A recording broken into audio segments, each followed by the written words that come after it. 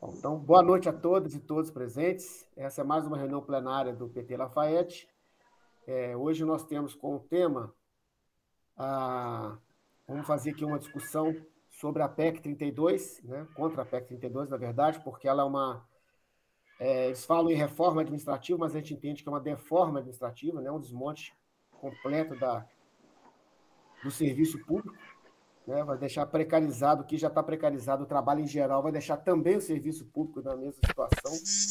Então, a gente chamou para poder nos falar um pouco mais sobre a PEC, que está atuando contra a PEC 32, nos sindicatos e nos movimentos contrários a essa PEC, nos atos contrários à PEC. Aí nós chamamos a Giane, que é do Sinacef, sindicato. Acho que ela pode se apresentar melhor do que eu apresentando, mas ela vai fazer para a gente vai fazer uma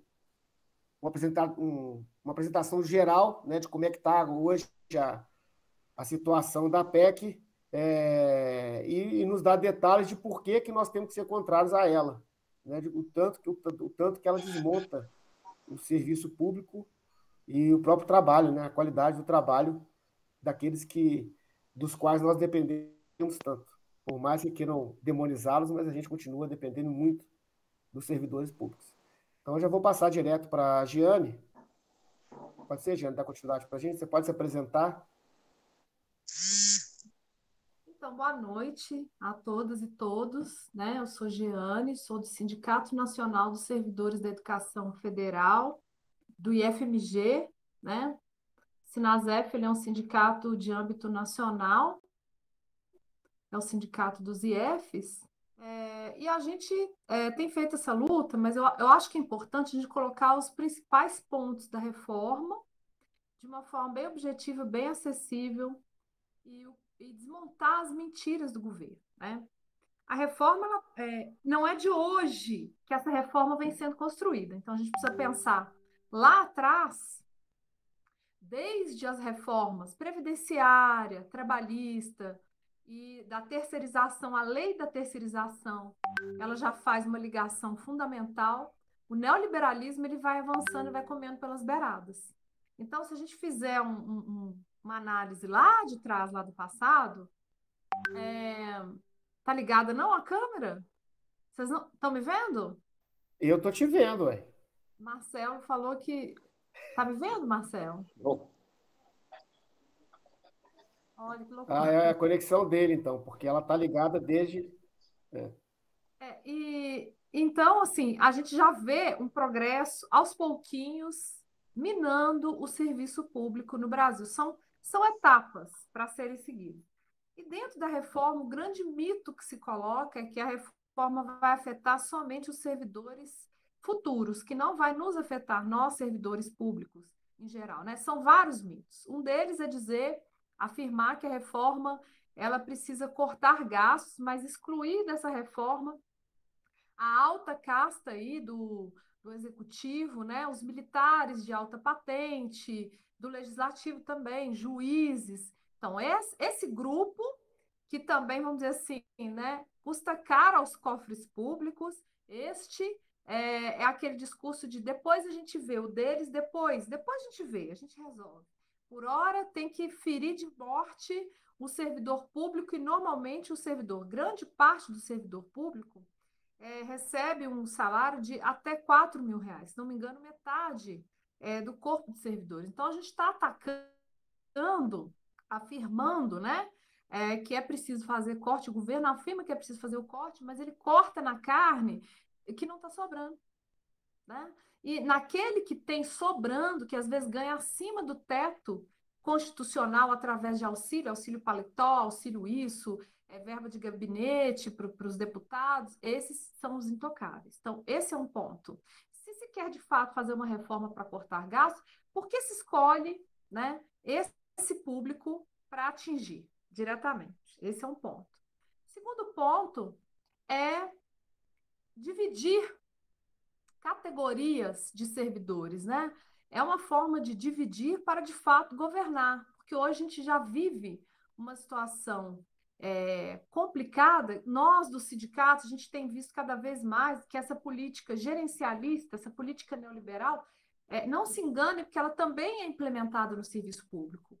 Há uma tendência de gestão neoliberal agora em todos os âmbitos. Aqui em Congonhas a gente percebe isso em âmbito municipal, a gente percebe isso no governo Zema e a gente percebe isso no governo federal também. Sou servidora federal, percebo isso e vou acompanhando em todas as instâncias. Essa coisa de eficiência, tem que ter metas, se quer fazer isso, tem que ver isso daqui. A chefia que comanda, né? Numa relação hierárquica de poder, numa relação que exige cada vez mais a produtividade, sem levar em consideração o ambiente de trabalho, sem levar em consideração equipamentos de trabalho, querendo gerar índices estatísticos, mas sem se preocupar de fato com o funcionamento dessa máquina administrativa. E aí entra essa questão dos servidores, porque abre espaço para o assédio moral quando se subdivide em categorias. Então, quando se fala assim, olha, tem um servidor que pode ser contratado momentaneamente, tem um servidor que vai ficar num período probatório, já existe estágio probatório, né? Um período de experiência de 1 ano. Esses servidores, eles serão cada vez mais coagidos a não lutar, porque como que eles vão lutar, né? A carta na manga da demissão vai ser forte demais. Então, é uma transformação, uma terceirização do serviço, e abre espaço, obviamente, para a terceirização do serviço público, que é um problema. A terceirização não é a solução.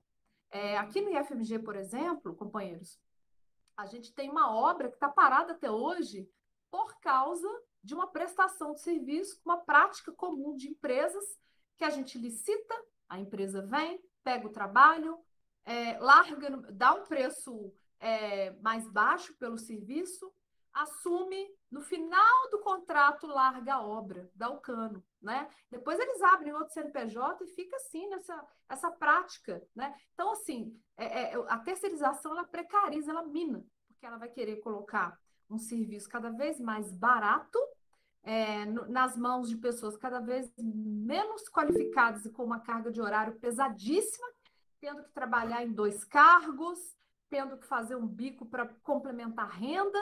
Então, nós vamos ter um serviço de menos qualidade e nós não vamos ter o direito a denunciar a corrupção, né? Vai colocar o servidor público no jugo de um comissionado, né? De um cara que é nomeado e muitas vezes nem compreende o funcionamento daquele espaço onde ele foi designado para trabalhar. Nós temos um leque imenso de problemas, né? Então, por esse motivo, a gente precisa urgentemente reagir, porque se a gente não fizer isso agora, depois vai ser tarde demais. E a gente não pode acreditar de maneira alguma que isso não vai chegar na gente. Isso vai chegar. Demissão, hoje já existe exoneração. Então, por que se falar em demissão? Já existe exoneração. No IFMG, a gente teve professor exonerado, tem tempo aí.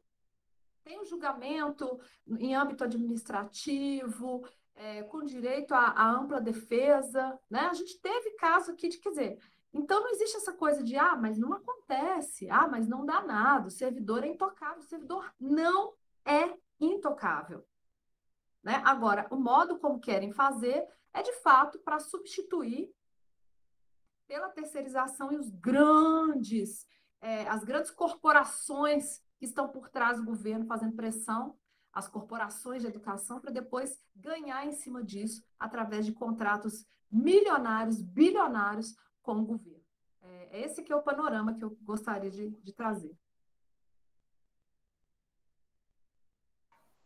Beleza, Jane, é isso mesmo. Eu só queria saber se você pode falar para a gente como é que está a posição da PEC nesse momento, porque eu tenho a impressão de que eles adiantaram as sessões para poder permitir a votação da PEC o mais rápido possível, mas agora eles estão atrasando a votação da PEC porque, na minha avaliação, parece que eles não têm os votos necessários.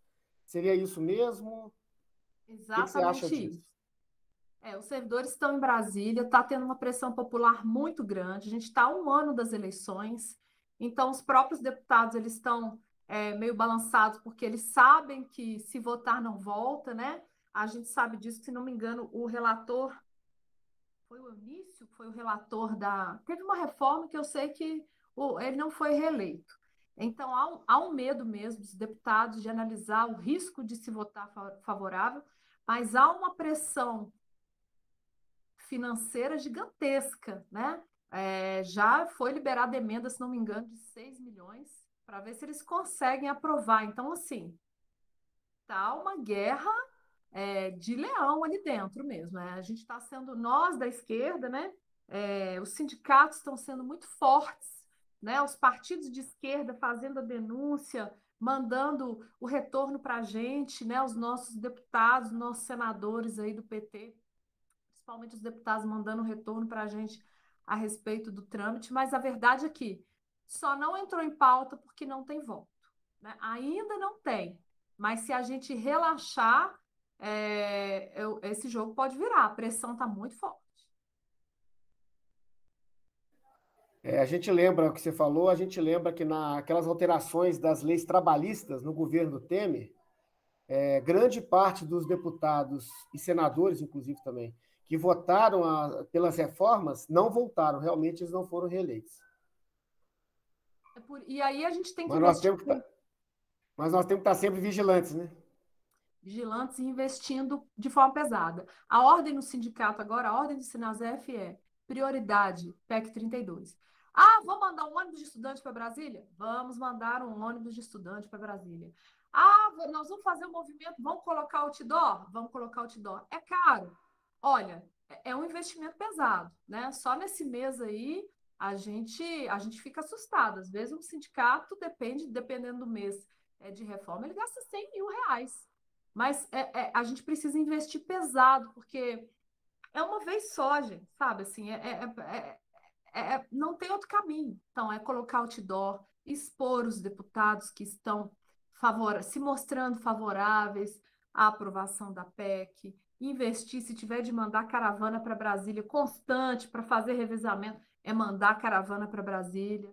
A gente tem que se mobilizar, conversar com os colegas servidores, porque aprovou, para reverter é muito difícil, né? Um presidente não consegue fazer uma canetada para reverter uma reforma.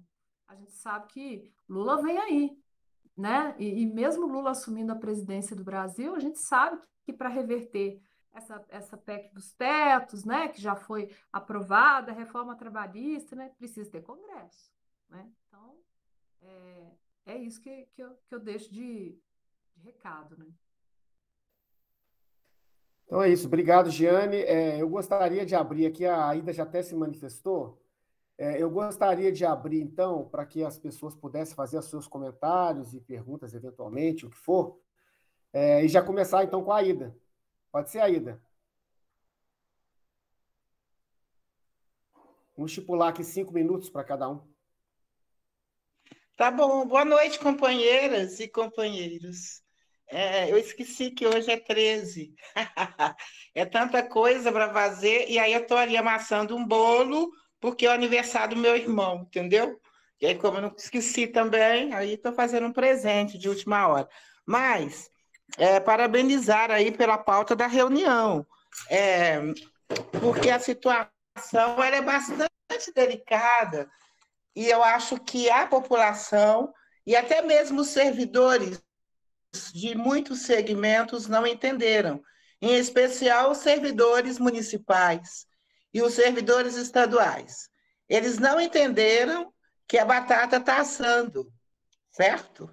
E também a população, eu acho que ela também não entendeu que, acabando com os serviços públicos, né, com o desmonte, acaba com o SUS, acaba com as políticas de desenvolvimento social, até mesmo de segurança.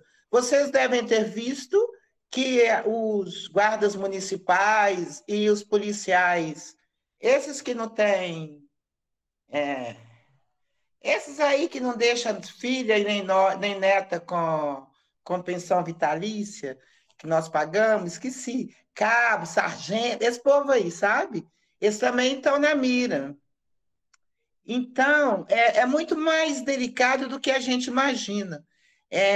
Imagine nós sem educação pública, sem saúde, se não fosse o SUS, ao invés de 600 mil, nós teríamos aí um número gigantesco, né, de assassinatos no país, né?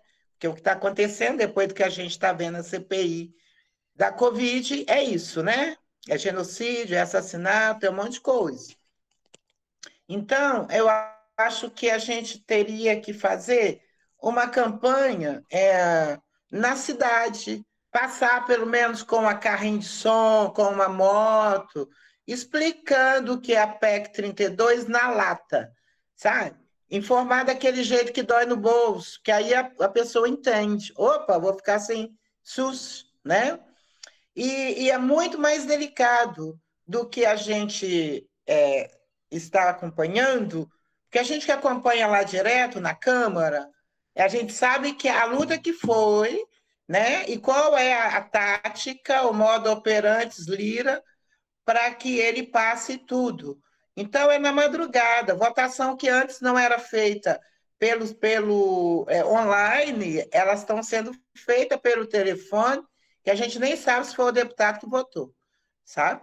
Então, na comissão foi uma luta gigantesca, eles entraram na madrugada com um novo relatório, e a campanha é essa: se votar, não volta. E realmente, nós temos muitos servidores, os sindicatos lá em Brasília, né? Na quinta-feira, que a gente teve um encontro com o presidente Lula, né, Álvaro? Teve uma plenária com os servidores com os sindicatos, organizado pela CUT. Então, acho eu que nós vamos ter que ter outra tática. Não está adiantando distribuir papelinho, vai ter que ser no corpo a corpo e de falar rasgado.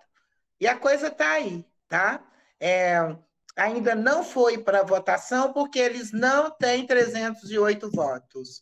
E outra coisa que está pegando é que o ministro que quer desmontar os serviços públicos, ele tem a sua Oxford lá fora, né? Isso pegou muito mal, então, por enquanto, estão tentando abafar o caso, né? Mas a propina está rolando solto e isso a gente sabe muito bem para que serve o Centrão. Então, nós temos aqui os nossos de Minas, mas nós podemos também pegar de outros estados e abarrotar a vida deles, né? Então, é isso, era só uma contribuição para dizer que o Rogério está lá acompanhando muito de perto, né? Que é da comissão, e ele já esteve, inclusive, reunido conosco, né, Álvaro? Na data, a Giane e outros do sindicato não puderam participar, que a gente fez, porque é a data que o pessoal concordou. Se a gente soubesse naquela data que não daria, a gente teria mudado a data. Mas a gente pode fazer uma nova plenária para trazer os fatos novos que vem acontecendo. Só sei que é só desmonte, um atrás do outro. E da missa, nós não sabemos nem um terço, tá bom? É muito mais grave do que a gente está acompanhando aí na mídia. Os bastidores não é bom, é desanimador. Então tá. Muito obrigada pela oportunidade e um abraço grande. Obrigado a você, Aida. A Aida não se apresentou, pessoal. A Aida é nossa companheira do PT de Mariana, é a atual presidenta do PT lá em Mariana, já foi vereadora nossa lá em Mariana, é assessora do deputado federal Rogério Correia. Acho que também é da Bia, ou Aida? Você pode... Da Bia. E aí a gente fica aí nesse gabinetão, né? Porque é um gabinete com vários outros e com muitas pautas, né? Então, nós ficamos aí de educação, mineração, tudo. Qualquer coisa a gente está aí. E a gente está à disposição, tá? Tá bom, obrigado, Aida. Ninguém mais se inscreveu aqui, pessoal. Eu me inscrevi. Deixa eu marcar o meu tempo também, para não ser... Vou voltar aqui.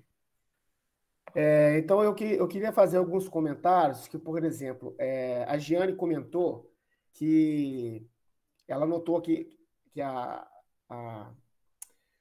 supostamente, porque por hora é isso mesmo, essa PEC não pega aqueles que ganham mais no serviço público. Né? O juiz não é afetado, o promotor não é afetado, os militares, né, não são afetados, mas aqueles que trabalham para os juízes, que são os que ganham menos, né, na carreira, esses podem ser afetados. Aqueles que trabalham nas promotorias, nos ministérios públicos, no país inteiro, esses podem ser afetados e serão afetados. Exatamente como ela disse, aqueles que têm as carreiras que começam com menos, que têm menos responsabilidade sobre a situação das contas públicas, né, que a culpa a justificativa do que eles falam da PEC 32 também é sempre para poder economizar recursos públicos. Na verdade, eles estão querendo economizar investindo contra aqueles que já recebem menos. Então, por aí você vê a hipocrisia que continuam fazendo, utilizando o mesmo argumento desde lá atrás, aquilo que se seguiu ao golpe contra a Dilma em 2016 e contra nós, povo brasileiro, porque, na realidade, o golpe foi contra nós, né, contra todo o povo. Hoje já está bem claro isso. Jane comentou do Lula, é por isso que o Lula está tão bem nas intenções, né, porque a realidade é que o povo brasileiro está com saudade do Lula. Né? Nós estamos com saudade do governo do Lula, que a gente sabe como é que foi a vida de todo mundo na época do Lula, no governo do Lula, nos governos do Lula. Né? Então, e é isso. Essa proposta ela não vai afetar só servidores públicos, nem de longe. Ela afeta todo o complexo sistema de serviços públicos brasileiro e que vai deixar com o potencial de fazer o que eles já fazem no Rio de Janeiro, esses que estão no governo hoje, que é aquela história de rachadinha. Porque quando você tira o concursado, né, ou aquele número imenso de vagas que deveriam ser para concursados, e coloca aquilo como provisório, né, ou como na mão de contratados, você abre um leque imenso para para inúmeros tipos de crimes, né, de irregularidades, como as rachadinhas que eles sempre fizeram. Essa turma que está no governo sempre fez isso. Né? Desde o primeiro mandato do Jair até o último do filho mais novo dele. Né? Todos eles que estão com algum cargo, em qualquer que seja a estrutura do Estado, né? Vereador, deputado estadual, deputado federal, senador e presidente, eles sempre fizeram uso desse tipo de iniciativa ilegal, né? De crime. E estão querendo oficializar esse tipo de prática para todo mundo no Brasil. Imagina o retrocesso que não é, gente, a gente ter mais essa mudança na nossa legislação. Eu queria lembrar também que a terceirização do serviço público, porque é uma das intenções deles, né, facilitar a terceirização, é a precarização do serviço público, é a uberização do serviço público. É aquilo que eles tanto falam e que a gente tem como exemplo no próprio governo Zema, que, infelizmente, ele é exatamente o governo Bolsonaro sem a brutalidade, a estupidez do próprio Bolsonaro. Né? Ele é estúpido como o Bolsonaro, mas finge que não é. Né? Às vezes dá umas deslizadas, como aquela história do vírus tem que circular e tudo, mas que o vírus tem que viajar pelo Estado, mas ele procura ser mais comedido nas palavras. Mas nas ações ele é tão nefasto quanto o governo do Bolsonaro e tem feito aqui em Minas Gerais, na prática, aquilo que eles estão propondo no governo federal. E exemplo a gente dá na própria CEMIG, com a terceirização do coach, né? O coach, quer dizer, o serviço público tem teto, mas aí eles contratam uma empresa de coaching para prestar serviço de assistência para o presidente a salário de R$100 e tantos mil por mês para essa empresa, que essa empresa, na verdade, é um consultor. Né? Então, eles já passam a rasteira na lei, existindo a lei. Imagina se modifica, facilitando esse tipo de ação. O mesmo caso com as empresas que perderam a licitação para o serviço público, para a CEMIG, por exemplo, para a Copasa, me parece. E o que eles fizeram? Não contrataram a empresa que ganhou a licitação e depois fizeram um contrato aditivo com a empresa que perdeu. Quer dizer, nem respeitar o contrato de licitação eles respeitam. E isso vai se tornar, vai deixar de ser uma possibilidade e vai ser legal, vai ser a regra do jogo. Então, meu timer concluiu com 5 minutos. Só para concluir, então. Isso, na realidade, mostra que eles estão, assim, o objetivo deles é o Estado mínimo, aquela história do Estado mínimo. Achar que o Estado mínimo vai ser melhor para o povo, quando a gente já viu, nós estamos vendo nesses últimos 5 anos o quão terrível é para o cidadão a prática desse Estado mínimo. Então, é isso que eu queria deixar bem expresso aqui com vocês. Obrigado pela minha oportunidade. Eu vou passar para frente aqui agora. Giane se inscreveu, depois João Vicente. Então vai, por favor, Giane. Ô, Álvaro, tá me ouvindo? Estou te ouvindo, Fernando. É só Quer para se despedir? saber, o link mas eu não achei link para levantar a mãozinha aqui, nem nada.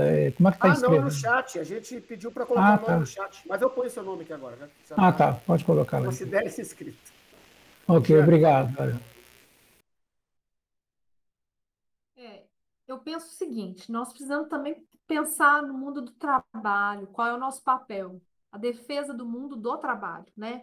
Que quando a gente fala em uberização, o que a gente tem visto é uma tragédia, é uma semi-escravidão. E para se ter uma ideia, no IF de Roraima, foi aberto um edital de seleção de professor voluntário. Inclusive, no próprio edital, está lá expresso que o professor voluntário ele não vai ter auxílio para nada, não tem auxílio transporte, não tem nada. Além dele ter que trabalhar de graça, ele ainda tem que pagar para trabalhar. Quando a gente pensa no edital desse, a gente acha, não tem condição, gente. Isso é surreal, isso não está acontecendo, mas sim, isso está acontecendo. Né? Então, a gente está vendo o trabalhador pagando para trabalhar, a gente está vendo um monte de motorista de Uber desistindo de Uber, porque ele que tem que bancar o combustível, e aí o que ele consegue tirar aí de renda não compensa, né? A gente está vendo cada vez mais um subemprego ressurgindo, mendicância nas ruas, né? A gente não via há muito tempo tanta gente na rua pedindo. E essas pessoas, elas não estão pedindo porque elas querem, porque é um desejo delas, porque elas gostam, né? Elas poderiam estar em casa com o resguardo da sua dignidade, porque uma mulher, como eu vi aqui em Congonhas, sentada no chão, com o filho no colo, estendendo a mão pedindo dinheiro, esmola, ela não está ali porque ela quer. Ela não é feliz fazendo aquilo, né? Então, a gente tem que pensar muito no mundo do trabalho, entender que essa precarização, ela não é só uma... Porque existe um imaginário de que o servidor público ele vive no paraíso, a mamata precisa acabar, bem feito para ele, que agora ele vai trabalhar, né? E aí essa coisa de se puxar para uma precarização generalizada.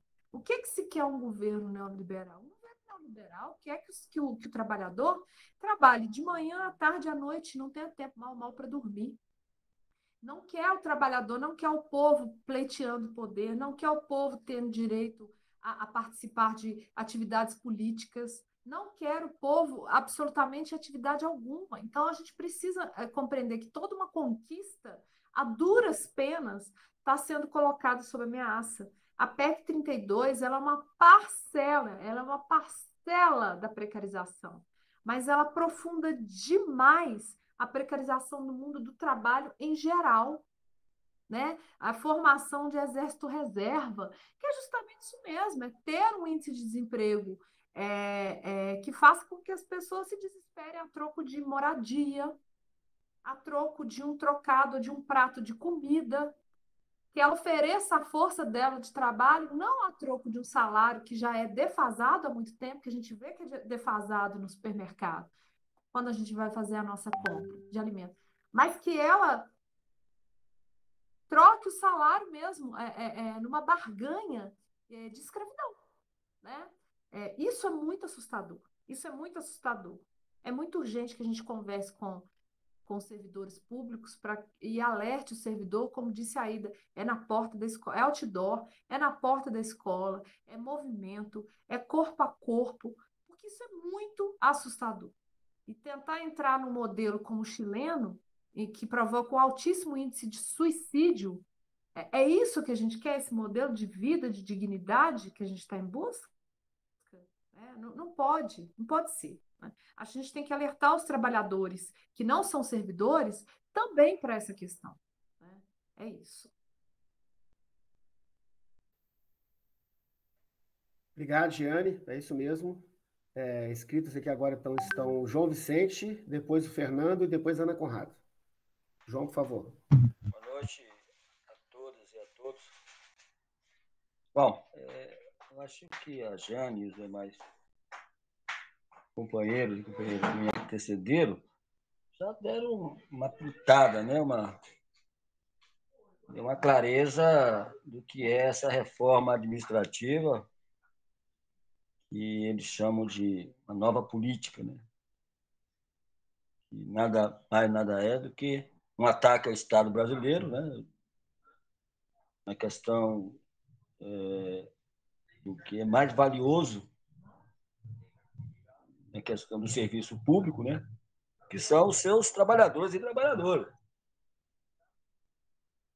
Na verdade, é um desmonte do serviço público a favor dos interesses do setor privado.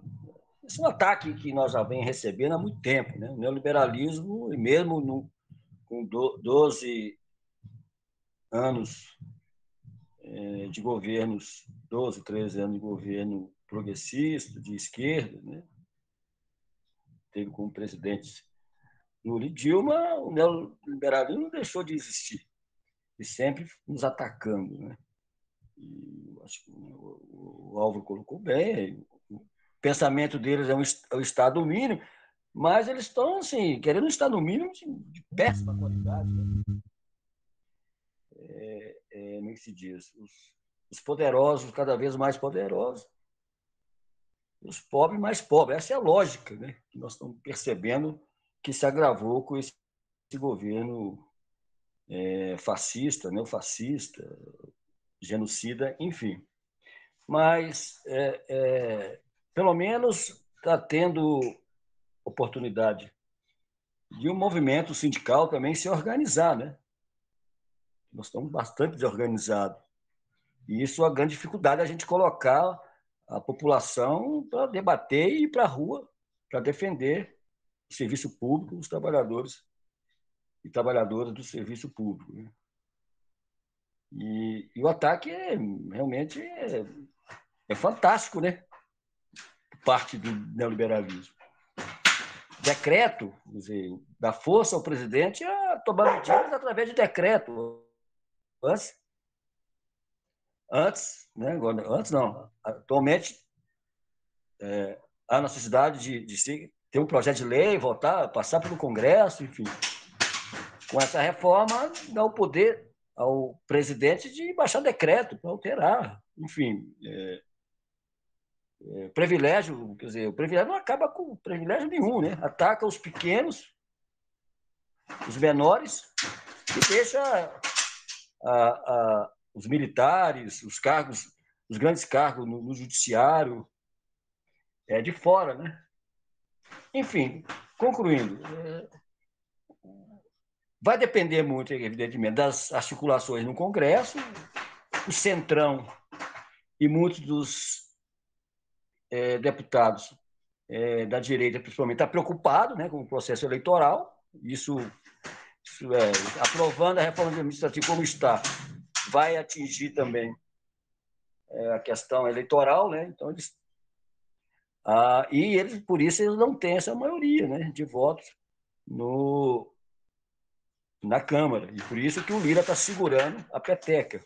Inclusive, o Lira já até afirmou de que ainda não foi para plenário porque está sofrendo uma pressão, está havendo uma pressão, e isso é importante, né, do movimento sindical, da sociedade civil organizada em torno do interesse em defesa, né, do serviço público, né, e contra a PEC 32. Então, é isso mesmo, temos que denunciar e dentro das nossas possibilidades, denunciar essa PEC.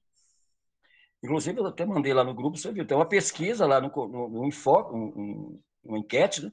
91% é contra esse tipo, completamente contra a PEC 32. Então, isso é um bom sinal. Mas é isso, os caras estão querendo passar o facão mesmo, né? E aí é articulação, uma boa articulação e as centrais sindicais, o movimento sindical organizado para retomar essa luta importante, não só em defesa do serviço público, mas em defesa das estatais estratégicas, enfim, contra esse desmonte de Estado que esse governo Bolsonaro conseguiu implementar, né, em alguns setores da sociedade, com apoio de um Congresso ainda, vamos dizer, fisiologistas, né? Tanto que eles estão querendo dar não sei quantos milhões de emenda para quem votar a favor da PEC. Cara. Então, assim, vamos torcer, acho que vai dar tudo certo. Um abraço a todos. Obrigado, João. Só lembrar que essa PEC nós temos que manter essa estratégia que a Jane comentou, de pressionar deputados e senadores para poder não votar mesmo, porque se votar não volta, porque eles sabem que essa possibilidade acontece, então eles sabem que ano que vem a eleição vai estar em jogo esse tipo de situação, eles podem sofrer, mesmo sabendo que é amplamente impopular, mas é a forma que a gente tem para poder, quem sabe, o ano que vem, eleger um Congresso diferente, com uma esquerda muito mais forte lá dentro, para poder acabar e enterrar de vez mesmo que não façam esse ano, né, por conta disso, a possibilidade, igual a reforma aconteceu com a reforma da Previdência, né, na véspera do ano eleitoral, com a iminência do Temer lá, estava muito mal avaliado, não conseguiram aprovar, mas deixaram a proposta estava lá no Congresso e veio uma eleição que elegeu o pior Congresso da nossa história, pior ainda do que estava lá, que já tinha aprovado a reforma trabalhista e aprovaram a Previdência. Então, a gente tem que estar sempre ligado mesmo. Desculpa pela interrupção aqui, mas agora está escrito Fernando e Ana Conrado. Por favor, Fernando. Só um minutinho. Por favor, me passe o seu telefone no chat. Vamos falar com você. Boa noite, pessoal. Acho que eu tenho um pouco a acrescentar, né, a todo esse andamento do debate que já vem sendo falado, mas aí ficando sempre assim firme com meu foco na área de controle, que é onde eu atuo, e como ocupante de cargo de chamadas carreira típica de Estado, a gente tem lutado para que isso seja colocado no nome da nossa carreira, mas a gente está indo numa outra linha, né? Então, a observação que eu tenho a fazer sobre todo esse movimento da PEC é que, olhando sobre o lado do controle, é inquestionável, assim, em todos os artigos e quando a gente analisa a PEC com uma visão estratégica, assim, qual é a estratégia, onde é que querem chegar com aquilo, alguns pontos saltam aos olhos, igual tem sido muito citado. Outros pontos estão muito bem camuflados. Eu separei alguns aqui, por exemplo, a flexibilização, que a colega falou anteriormente aí, é uma flexibilização disfarçada de autonomia para os municípios. Então, com esse disfarce de autonomia para os municípios, estados e para o Poder Executivo Federal, né, que tem lá o 39A, quando ele fala assim, que esses entes federativos que vão estabelecer os regimes, aqui fala a União, Estados e Distrito Federal, no âmbito de sua competência, vão estabelecer o regime jurídico de pessoal.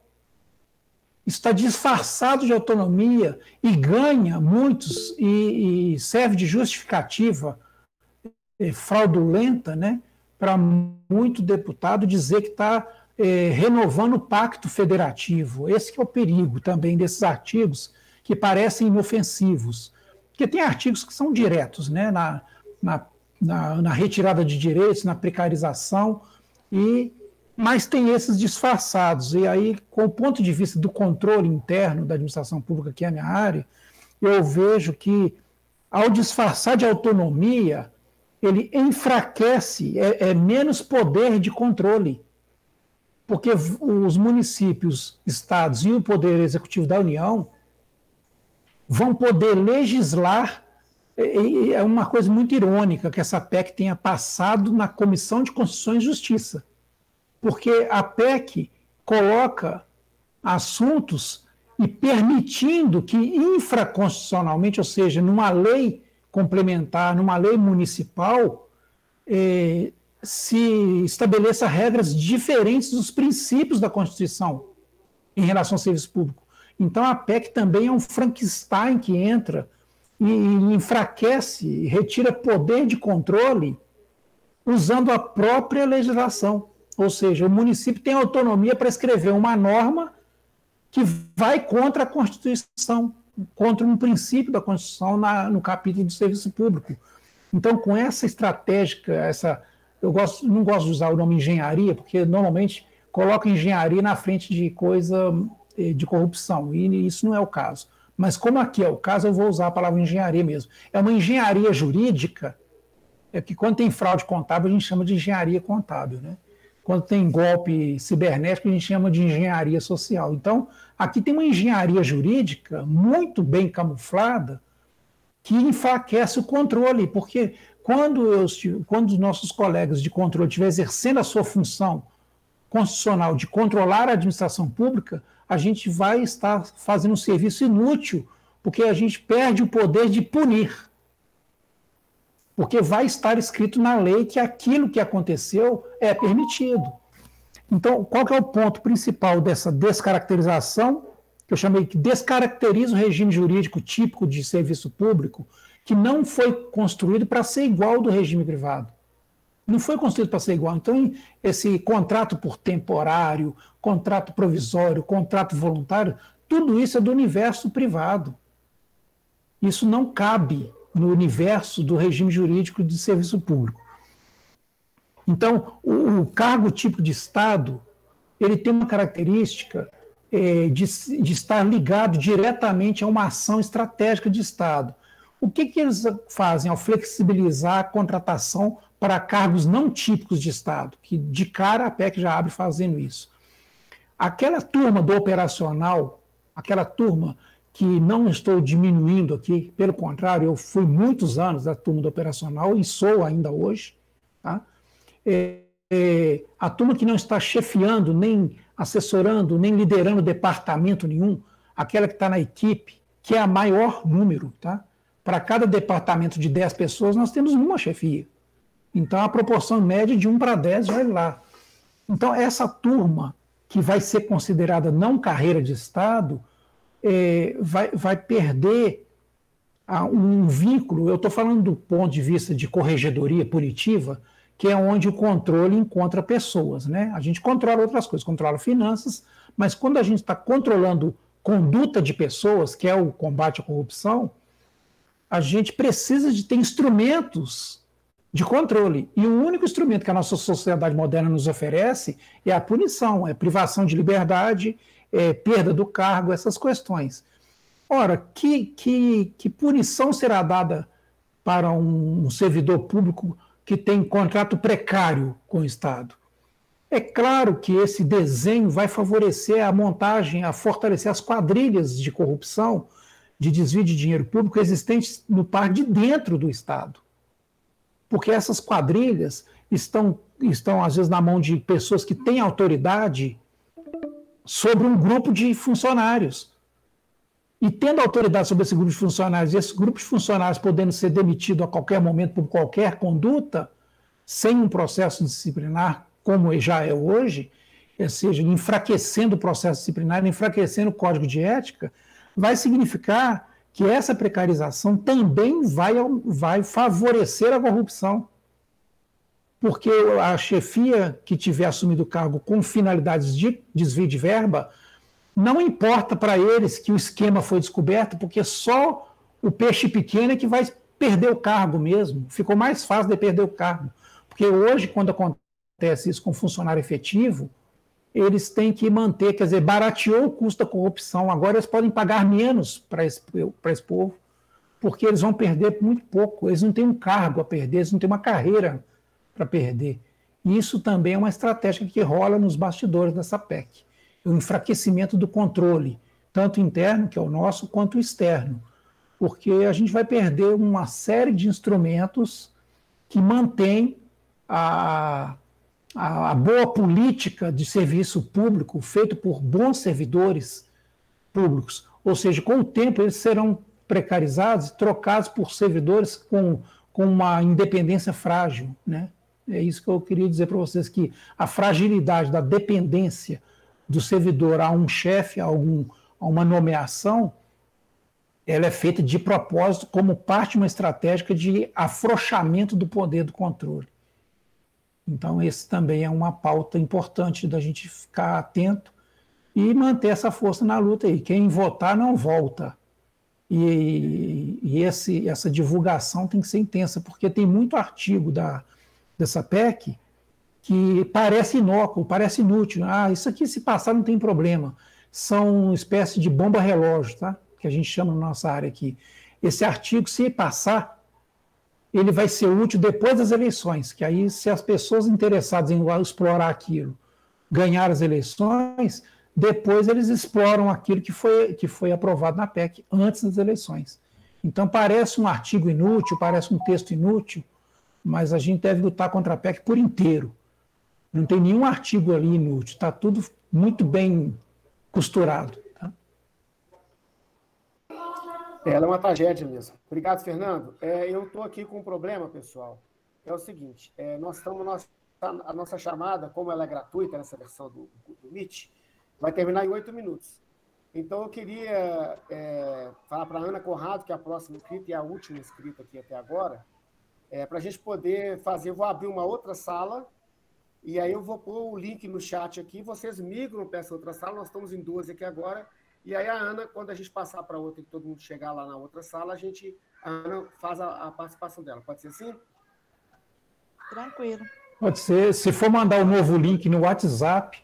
Primeiramente, boa noite a todos. Indefinidamente, é muito bom rever todos aqui, pela minha ausência. Também é uma honra compartilhando a sala com a Jeane. Já conheci ela de outros carnavais, acompanho ela tem um tempinho no Facebook, ela sabe disso. É muito bom estar contigo, Jeane. Tá? Você é minha inspiração para ter também entrar no partido. Muito obrigada. O professor Fernando também é de excelente análise. Professor Fernando, ainda estou estudando para concurso público. Meu sonho é ser auditor da Receita Federal. É muito bom conhecer um auditor tão perto. Eu acho fantástico a sua análise, foi muito boa. Obrigado. Tudo aqui que eu peguei, assim, andando, João e tudo mais. Gente, eu tenho uma novidade para contar, tá? A análise do professor Fernando não está errada. Eu estive há 2 semanas atrás representando o Conselho da Pessoa com Deficiência na Câmara dos Vereadores aqui, Cê Lafayette, para aprovação do PPA e do LOAS, né? Vai estar em vigência agora em 2022.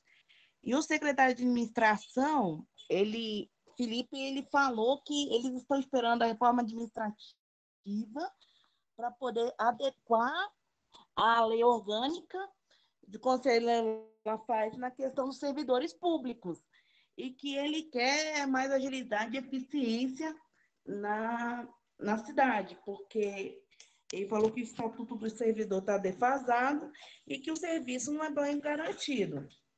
Tá, agora eu te pergunto, como é que uma pessoa dessa me fala para esperar a reforma realmente para o bem-estar da população ou dos servidores? Porque isso me preocupa. A fala dele é de alguém que sempre detestou o servidor público. Me desculpa, tá? Ele não me escondeu em momento algum. Aí, quando foi a minha vez de questionar, ele ficou calado, falou que eu estava ajudando errado. Mas ele falou que está esperando a reforma administrativa. Se você esperar a reforma administrativa, é porque você também está a favor da PEC 32.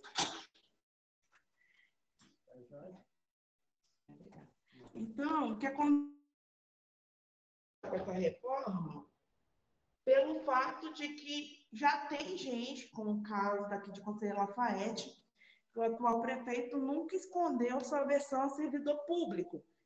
Tanto que uma vez, no Jornal do Correio de Minas, na primeira gestão dele, ele comparou servidores a pessoas ineficazes que roubaram o direito de pessoas de confiança e mostrar praticidade e agilidade no governo. Ele realmente ele pediu na justiça para anular o concurso de 2015. Só isso aí é o perfil dele. Já começa daí.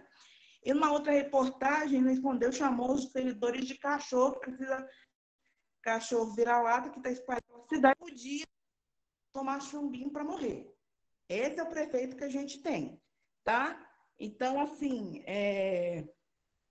eu não sou simpática nem um pouquinho à atual gestão, tá bom? E ele pensa como um PEC 32. E essa análise não é única. Eu estou falando o que está acontecendo com a Cê Lafayette como servidora pública da prefeitura de lá. Então, assim, eu me preocupo muito com o andar da carruagem. Eu torço para que a PEC não passe.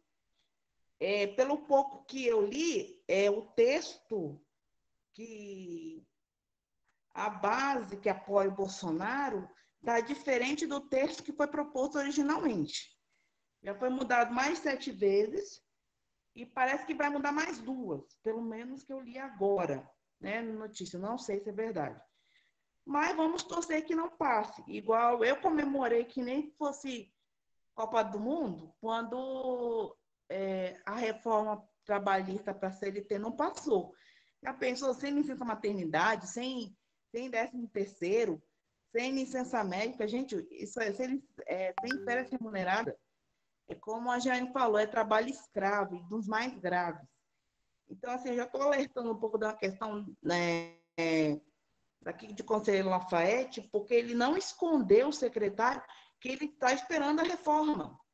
Então, é como o professor Fernando falou, ele é aquela coisa, você vai implorar de novo para você manter o cargo, é a famosa dança das cadeiras. Eu vou com a tua cara para fazer isso. Foi mais ou menos o que o Vicente Faria fez anos atrás. Ele demitiu uma turma aqui em março, 40% da prefeitura, com justificativas bizarras, que ele fala assim, a pessoa é muito gorda, a pessoa é negra, não vou com a cara dela, ela tá com um partido tal. Foi coisas assim bizarras, justificativas que ele mandou a galera embora. Então, assim, eu não quero ter um governante que vai me ameaçar o tempo todo. Eu acho isso uma falta de respeito para o servidor. Todo mundo que foi servidor, eu estou terminando, Nova, foi servidor, fez prova, estudou, se esforçou. Não está lá porque fulano indicou, ciclano, entendeu? Não é isso. Foi por competência. É como diz uma antiga secretária que era daqui, a Zilda, só que ela estava em outro partido na época. É a questão de você entra pela porta da frente. Você não foi pela porta do lado ou alguma coisa, você entrou pela porta da frente. Nosso nome está no Diário da União. Ninguém trapaceou no processo.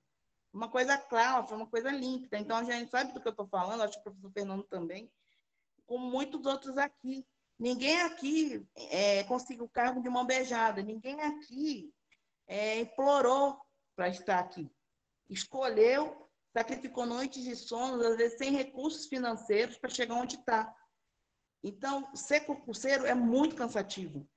E, sinceramente, eu acho uma falta de respeito para quem lutou para estar lá.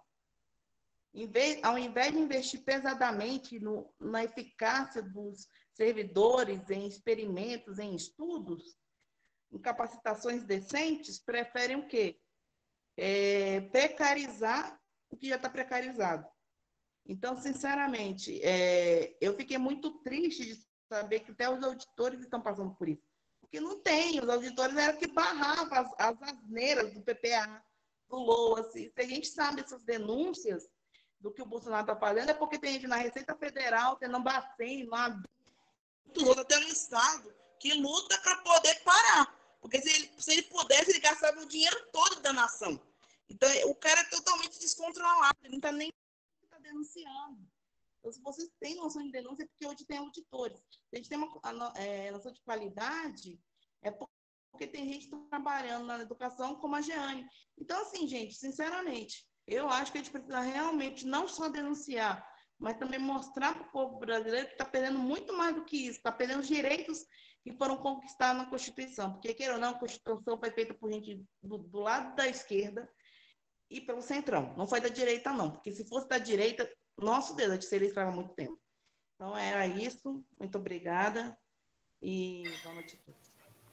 Nós que agradecemos, Ang. E é isso mesmo. O que eles querem é o retorno daqueles trens da alegria que tinha nos serviços públicos, na época, antes da Constituição de 88, né, logo depois da sua promulgação, porque ela contava exatamente com isso. Eram aqueles pessoas que eram contratadas de acordo com a conveniência dos líderes locais. E é um prato cheio para esses esquemas que o professor Fernando falou, né, das rachadinhas, que agora virou conhecido como rachadinho, mas são aqueles mesmos esquemas, de utilizar serviços de contratados para poder fazer os esquemas, para poder oferir dinheiro por fora, por debaixo do pano, transferir de um funcionário fantasma, que na verdade eles contratavam gente que não trabalhava, só para poder pegar o dinheiro deles e passar para para o dono real daquele dinheiro, que era quem estava com aquele cargo que é conjuntural. Né? Os políticos estão ali conjunturalmente.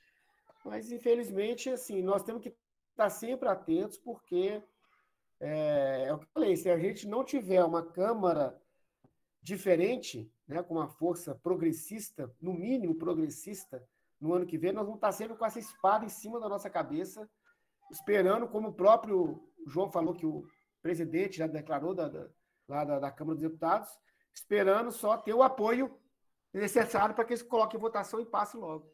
Como eles já fizeram com a reforma da Previdência, como eles já fizeram com a reforma trabalhista e com tantas outras que nos trouxeram a esse fundo de poço que a gente está hoje. Né? Pessoal, eu estou sem mais inscrições. Eu queria saber se alguém mais quer se manifestar a respeito da PEC 32, especificamente, senão depois a gente pode passar para frente a dar seguimento à reunião.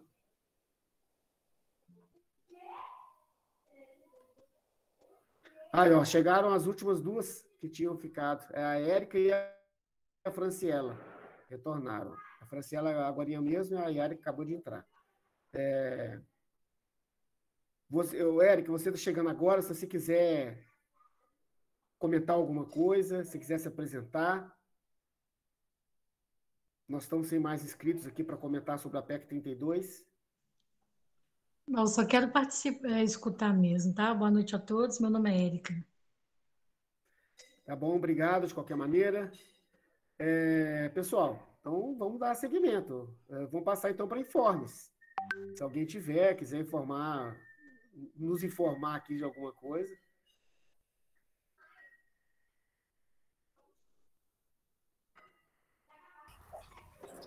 Ô, Álvaro, o Anderson Pode falar, aqui. Anderson.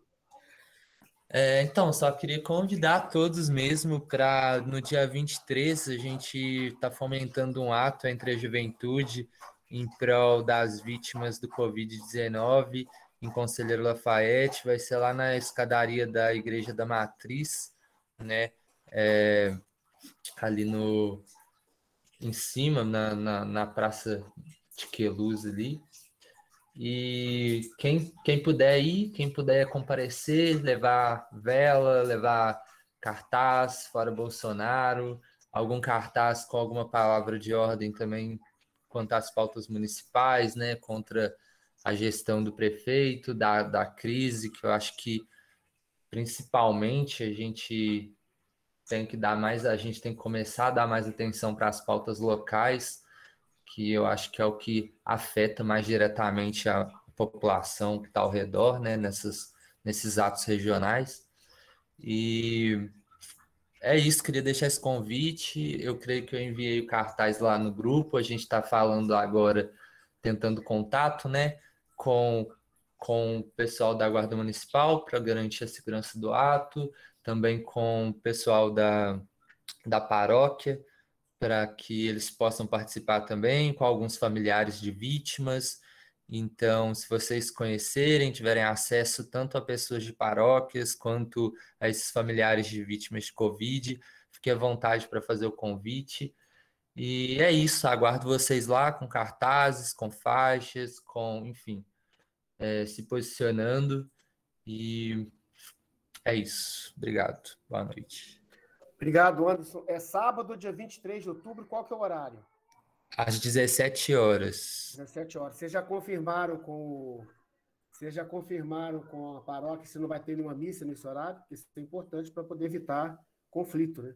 Ainda não, mas vamos entrar em contato. Então, essa é importante vocês olharem com antecedência para evitar, porque a gente fez ato lá no horário que não tinha missa, mas aí a gente teve que terminar assim, um pouquinho antes, ou aliás, no limite do que a gente tinha programado, porque depois já tinha uma missa programada, então para evitar até ter problema com o pessoal da própria paróquia, é bom não olhar isso aí com antecedência, né? Não, chegou aqui agora também.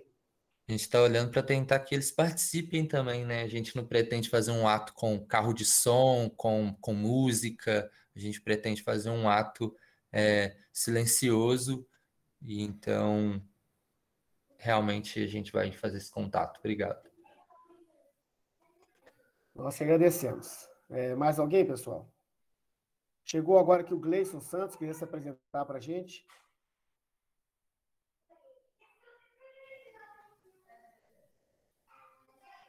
Comentar alguma coisa, não? Boa noite, só estou acompanhando a live aqui. Beleza, tranquilo. Seja bem-vindo. Bom, é isso. Giane, você quer falar mais alguma coisa? Comentário? Acho que é isso, que a gente está no caminho certo de conversar. Acho que a gente tem que incentivar, os partidos também precisam trabalhar bastante formação e informação. Em âmbito municipal, a gente precisa, de fato, ter essa conversa, né? Alertar para as questões que o professor Fernando colocou aqui, que são sérias, são graves, urgentes. É isso, o informe é que a gente segue na luta e que a gente precisa convidar a comunidade como um todo para a gente caminhar de mãos dadas, porque é como um jogo de dominó, né? Uma peça cai e derruba todas as outras. E a reforma é bem isso, né? Só isso que eu queria deixar de recado e agradecer, viu? Muito obrigada pelo convite, por poder participar. É sempre muito prazeroso dialogar com o PT Lafayette. Nós que agradecemos, tá, Jane? Nós é que somos os felizardos por poder te ouvir e nos manter aqui bem informados sobre essas tragédias que estão tentando transformar a nossa vida e a de todo o país, né? Bom, gente, eu tenho o informe que eu tenho para passar para vocês, é só esse que a Aida comentou por alto, que a gente teve uma reunião de todos os presidentes de diretórios municipais, uma reunião virtual, com o presidente Lula, semana passada. E nessa reunião foi momento, primeiro, para que a gente tivesse a oportunidade de ouvir direto do Lula quais são as suas... como é que está, quais são as suas intenções, como é que está a sua disposição. E realmente ele está muito disposto, sabe? Está de corpo e alma engajado em construir realmente uma candidatura no ano que vem, né? Ele é realmente ele é o nosso pré-candidato. Acho que nós não podemos ter dúvida de achar que não é, né? que Lula ainda não... É como ele tem dito, ele não é candidato ainda porque não chegou o momento, mas ele está realmente construindo a sua candidatura, né? Ele é o pré-candidato do PT e a gente está vendo a força que pode ter a candidatura dele no ano que vem, quando chegar a hora da campanha, né? Mas ele está com realmente muita disposição. E da próxima eu espero já está com a sala lá no PT, porque na próxima eu quero fazer a reunião, ainda que seja só com os presidentes, como foi essa, mas eu quero fazer lá na sala do PT para poder colocar mais os nossos companheiros e companheiras que quiserem participar também, né, da live. Vão estar lá todo mundo sentado e com a internet lá na sala nossa, para a gente poder acompanhar junto. Porque eu acho que isso foi bem legal. Alguns diretórios municipais fizeram isso, eu achei que ficou bem legal. Foi muito boa a participação. É isso. Alguém quer mais algum informe, pessoal? Fica à vontade, Marcelo. Eu não pude participar, gente, da reunião, porque eu estava participando de outra reunião. Aí eu estou aqui só gravando, a reunião vai estar disponível no YouTube do PT Lafayette, então quem quiser ver, compartilhar, a partir de amanhã já está lá no YouTube do PT Lafayette, né? A Giane quiser compartilhar com os amigos dela lá, os funcionários públicos, o Fernando também. E eu queria fazer um comentário seguinte, pessoal, que a luta é de classes, né? E o que a gente está vendo aí é que o Bolsonaro está, desculpe o termo, ele está ferrando com todo mundo. Então aquele funcionário público que ele achava que ele era intocável, que ele não ia ser mexido, que quem estava lá é só o funcionário da iniciativa privada, ou de carteira assinada lá, que ele estava tranquilo, que os direitos deles estão resguardados, ele tem que perceber que está perdendo tudo também. Vão perder estabilidade, vão perder né, remuneração, uma porção de coisas. Os direitos estão sendo todos para no final ficar aquela velha casta privilegiada, que é o alto funcionalismo público, que na verdade eles se chantagiam, né? Bolsonaro não vai mexer com o juiz, porque sabe que o judiciário é perigoso para ele. Bolsonaro não vai mexer com o delegado federal, porque sabe que mexer com o delegado federal é perigoso. Não vai mexer com o militar, Mas vai mexer com o enfermeiro, vai mexer com o professor, vai mexer com o lixeiro, vai mexer com esse pessoal. Então é essa daí a luta de classe que se coloca mais uma vez para a gente. E o Bolsonaro, ele está fazendo tudo certinho do ponto de vista de deixar bem claro para as pessoas o que é luta de classe. E agora a classe média, que é uma classe que a maioria de nós aqui faz parte, mas desculpem, é uma classe nojenta. Agora eu espero que a classe média bote a mão na consciência e veja que ela também é explorada, e não só o trabalhador de chão de fábrica, que ela também, mesmo que ela sendo gerente da elite do Brasil, cargos de gerência, ela também é escravizada, ela também é explorada. Então, esse momento que a gente está vivendo é único. A esquerda não pode perder essa oportunidade de aproveitar esses ataques severos que agora estão sendo colocados para denunciar tudo isso e realmente a gente causar uma grande transformação nesse país. Obrigado. Nós que agradecemos, Marcelo. Isso mesmo. João, você pediu inscrição, pode falar, meu amigo. Bom, tá me ouvindo?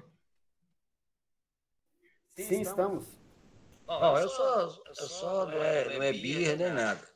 Eu acho que o Marcelo continua equivocado quando chama a classe média de uma classe nojenta, qual nós fazemos parte.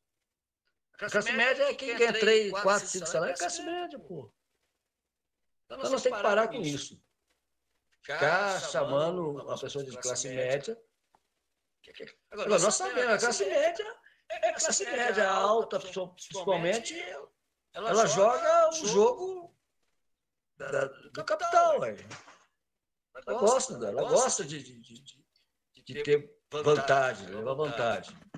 Tanto que ela vacila mesmo, é uma classe vacilante, já desde quando surgiu a classe média, ela sempre foi vacilante. Agora, a classe média é alta, né? A classe média, as pessoas que têm um salário 10, 15, 20, 30 mil, mas ninguém ganha 5, 6 mil, é classe média. E são elas, inclusive são elas, os grandes companheiros e companheiras que estão dentro do partido de esquerda. Enfim, eu particularmente discordo completamente dessa análise de classe, porque o Marcelo fala uma colocação como se tivesse ainda na metade do século XX, nós estávamos em Guerra Fria, e não sabe entender de que, mais do que nunca, hoje nós precisamos de teto centrão para ajudar a derrotar a PEC 32 e também apoiar Lula em 2022. Porque o nosso inimigo é o bolsonarismo e, claro, o neoliberalismo. Agora, tem gente da classe de direita que dá para conversar e dá para fazer força, né? ter um apoio, quanto mais apoio, melhor, para a gente derrotar essa política genocida que nós estamos vivendo nesse país. Então, assim, eu, particularmente, não vejo a classe média como classe nojenta. É uma classe média, principalmente a alta, que debanda para o capitalismo. E a média, e a gente fala média baixa, ela está nos movimentos sindicais, no movimento estudantil, né? Os movimentos sociais. Então, eu teria mais cuidado de colocar essas questões, de chamar a classe média de nojenta, de luta de classe. Nós sabemos o que é luta de classe. Tem luta de classe. Mas um país atrasado como o nosso, querer radicalizar e dizer que o cara da classe média é nojenta, não apoiou, votou em Bolsonaro, não serve, não presta. Nós estamos seguindo mesmo, tendo a mesma posição desses radicais da direita, da extrema-direita, que nos coloca em primeiro lugar uma questão mais civilizatória, mais diálogo, porque nós não estamos no século XIX, muito menos no século XX mais. No século XXI, sociedade altamente tecnológica, e que, se a gente não salvar a classe trabalhadora, do ponto de vista, a classe trabalhadora se organizar novamente, porque nós somos desorganizados, está aí, né? Mostra, por exemplo, a força do movimento sindical no Brasil. Nem se compara com os outros países da América Latina, como Argentina, Uruguai, por exemplo, no próprio Chile. Então, precisamos ir com o que se diz, o ditado aí, devagar com andor. O santo é de barro. Se a gente conseguir derrotar Bolsonaro, derrotar essa reforma administrativa, construir uma frente civilizatória, humanista, progressista em 2022, seja com Lula ou sem Lula, porque não sei, né, se Lula vai, porque lá sei que aconteceu com Lula, mas que seja um nome que agrega, avança para nós, não podemos mais. Nós temos que barrar de novo novamente o neoliberalismo, como fizemos no governo Lula, que apesar que ele continuou ainda um governo, né, o nosso governo ainda liberal, que não se faz uma mudança em 10 anos, em 12 anos, num país capitalista atrasado como o nosso. Então, eu vejo que precisamos entender isso. Fazer uma aliança, conversar, dialogar, fazer as críticas que tem que fazer, mas respeitando o outro. Agora, infelizmente, nós temos esses fascistas que hoje estão no poder e que se espalhou para o Brasil afora, aí, um terço de bolsonaristas, é um ataque que nós estamos sofrendo e que precisamos reverter isso. Né? Então, vejo com o fortalecimento da classe trabalhadora, da sociedade civil organizada, dentro dos seus conselhos municipais, dentro das associações de moradores, enfim. Para a gente, lá na frente, principalmente, já ter uma condição de mostrar para a classe média alta, para a burguesia, e que os trabalhadores estão organizados. E aí, por exemplo, vamos só finalizar, os trabalhadores, por exemplo, da França, da Inglaterra, da Europa, por exemplo, tiveram avanço, não foi porque a burguesia ficou com pena e até a questão do Estado social. É porque também houve uma pressão e movimento sindical, internacional, e a Europa se organizou bem. Então é isso. Beleza, João. Só ressalto que o Marcelo fez uma crítica de classe. Ele não fez uma crítica individual nem pessoal de ninguém aqui, não. Só para deixar bem claro isso aí, porque a crítica dele é de classe. É classe mesmo, é classe. Não estou falando que é pessoal, não. Beleza. Agora, então, a Ana também pediu, Ana. Vai lá. Vou ser bem breve com o que a Coral está passando. Primeira questão, em relação ao Marcelo. Marcelo, eu não corrigi nenhuma das suas falas, até porque tem um fundo de verdade no que você falou. Primeiramente, só esclarecendo, tá bom? Historicamente, a classe média surgiu de burgueses, porque burgueses eram calças apertadas em francês, se você não sabe. E foi durante a Revolução Russa, então, francesa, também russa, e contando a história, pessoas que eram muito pobres e conseguiram ter ganhos. Então, essas pessoas queriam ascender socialmente, queriam vencer na vida, só que não faziam parte da nobreza. Então, o que acontece?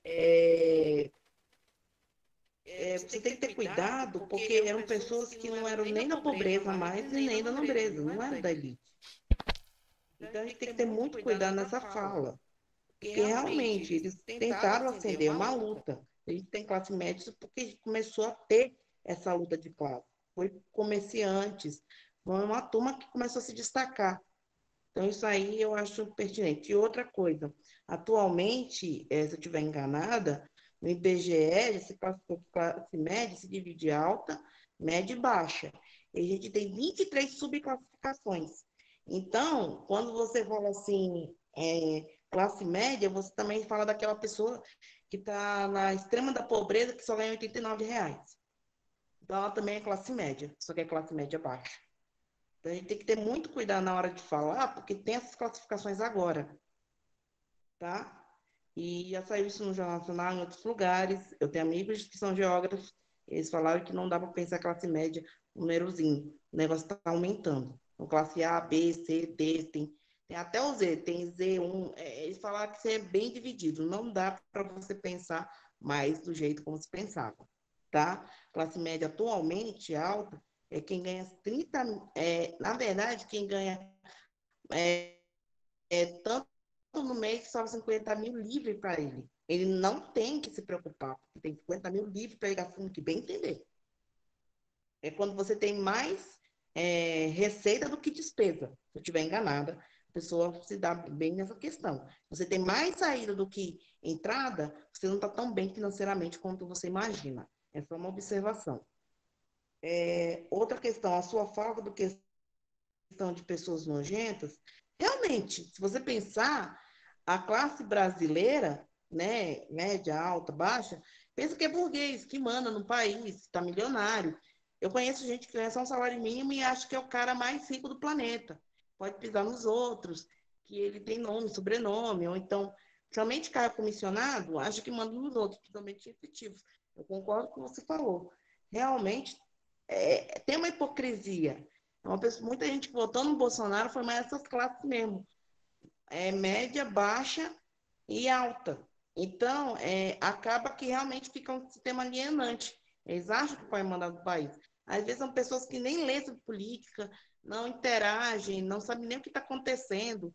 Igual, eu vi um dia desse uma colega que ganha menos do que eu falar que servidor público, na pandemia tem um salário garantido, está todo mundo tranquilo. Mal sabe ela que, se eu estiver enganada, não sei a questão federal, mas o Estado, para algumas carreiras, e o município está com salário congelado há mais de 10 anos, não aumenta. Entendeu? E alguns áreas tem. A própria prefeitura aqui de Lafayette não dá nem plano de saúde para gente. Então, assim, falar isso é um absurdo. Então, assim, fica achando que a gente está na mamata. Mal sabia que muita gente nessa pandemia não parou de trabalhar, teve as férias suspensas, está cansado e está sobrecarregado, teve tentativas de. Teve tentativas de pessoas que tentaram se matar, entrar em depressão, entendeu? Tá bem cansativo, então a gente tem que ter muito cuidado. Não é fácil, mas a sua fala é pertinente, realmente tem hipocrisia. Agora, para o João. João, tudo que você fala sobre a Europa é interessante, mas também não pode desvalorizar a luta dos servidores ou do sindicato aqui do Brasil, porque, queira ou não, nessa luta de classes, a gente conseguiu constituir a nossa Constituição de 88. A gente praticamente é o único país que tem de participação popular, mesmo de maneira indireta, construir uma Constituição. A gente é um país que, quer ou não, mesmo com nossas precariedades, a gente tem quase tudo serviço público. A gente tem esgoto, a gente tem água, a gente tem o SUS. O SUS não existe. Tirando ele, tem uma base meio... quase um SUS, mas mesmo assim não é 100%, no Canadá. Em Cuba, se não me engano, também tem. Mas aqui o pessoal vem em outros países, o próprio Cuba já veio aqui no governo da Dilma, para saber como é que funciona, porque não tem o jeito como é que é aqui usado. Usar os nossos recursos é interessante, chama atenção. As universidades públicas, não existe universidade pública como a gente. Então, assim, com todos os efeitos que se tenha, a gente conseguiu, na literalidade, colocar a questão pública. Por isso que a gente está lutando contra a PEC. Não existe em alguns países essa noção de servidor público. Você fala, porque a gente serve o povo. Realmente está atrasado? Tá. Mas a gente teve conquistas e não dá para jogar isso no lixo.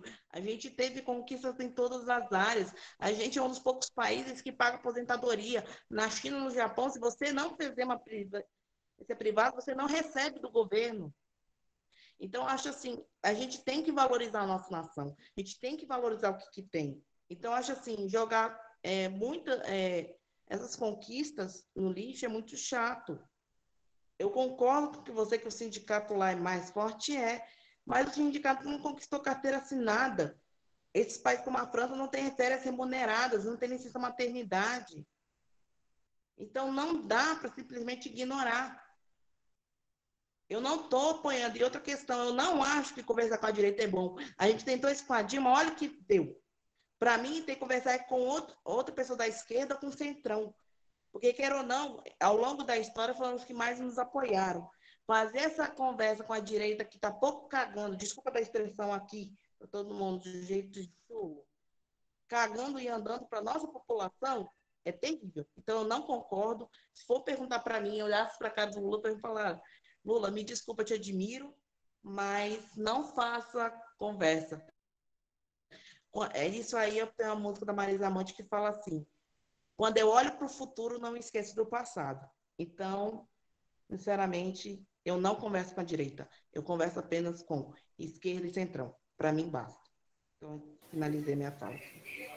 Beleza, obrigado, Ana. O Fernando mandou aí um link, pessoal, que mostra uma de 2013, a última que eu vi, dizia que no Brasil, em questão de renda, até 70% dos brasileiros recebiam até 2 salários mínimos. Então, ou seja, a situação que o Fernando está mostrando era melhor do que é hoje. Porque em 2013, R$2.000 valiam provavelmente 3 salários mínimos. Então, só para vocês verem o tamanho. Se for falar em questão de renda, não existe nem classe média no Brasil, porque é 1% que recebe acima de 10 salários, né, acima de 20 salários. Então, acima de R$20.000. 20 salários hoje são mil e poucos reais. Então, se você for pensar em termos de salários, quer dizer, classe média, em termos de renda, ela vai se reduzir a 1% da população. E aí é classe alta, então. Né? Já que fica 0, é fração. Mas é isso. A Aida quer dar um recado para a gente também? Aida, por favor. Quero sim. Primeiro, parabenizar pelas contribuições, excelentes contribuições. O professor trouxe dados fantásticos aí que tá, né? Que são as pegadinhas que estão dentro dessa reforma maldita.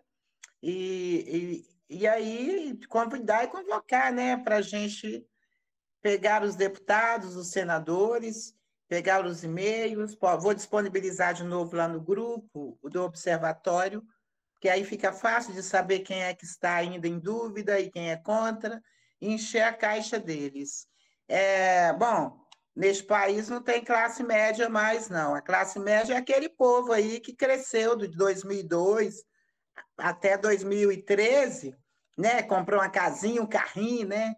Que tinha um salarinho, e aí que achou que o mundo melhorou, mas que agora a nossa realidade é outra. Esse povo que diz ser classe média hoje, muitos estão passando fome, porque ou está desempregado, ou caiu, alguém da casa está desempregado, muitos sobrevivendo às custas dos aposentados e aposentadas. Não está bonito, não. A realidade ela é muito grave, e chamar a atenção de que essa PEC pega justamente aquele servidor que ganha pouco, né? É aqueles que estão aqui no município, que estão no estado, que têm salários pífios. Essa é a realidade, né? Eles estão tirando tudo. Osso é pouco, que até osso estão vendendo.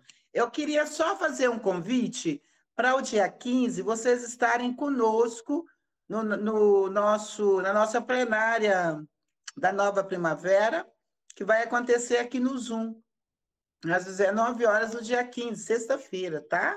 Com a presença do companheiro Gilberto Carvalho, que é, né, um companheiro de luta desde a fundação do partido, que também participou ativamente da formação do Nova Primavera conosco, tá?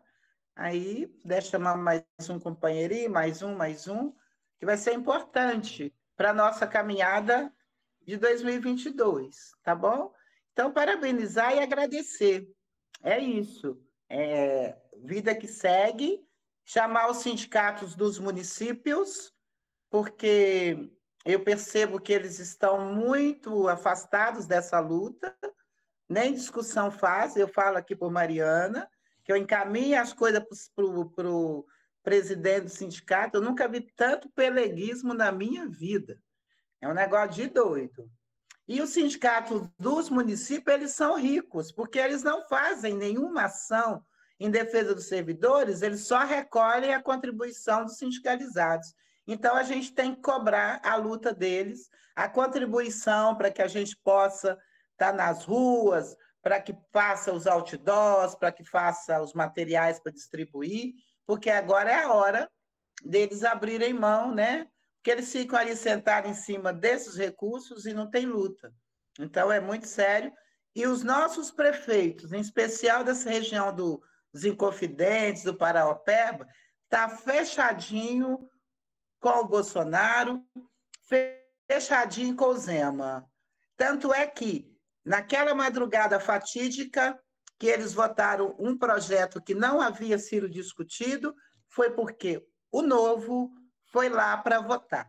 Se você pegar a quantidade de deputados do Novo que foi lá para passar o rodo em nós, na madrugada, na calada madrugada, porque eles não estavam na comissão, entendeu? Então, o buraco é muito mais embaixo. A gente vai ter que atacar aqui em Minas, porque o retrocesso é gigantesco, atacar nas cidades, porque o retrocesso nas cidades também é gigantesco, eles estão afinados.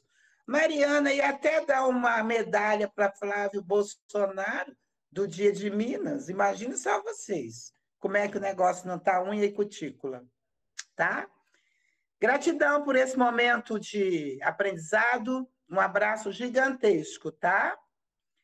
Eu coloquei, o meu telefone é 988772985, eu coloquei lá no chat, vou colocar de novo. E estou à disposição. Beleza, Aida. Nós agradecemos, inclusive agradecendo a lembrança dessa plenária, realmente o PT tem uma expectativa muito boa com essa formação e a gente espera poder participar. Quanto mais companheiras e companheiros, melhor. Exatamente.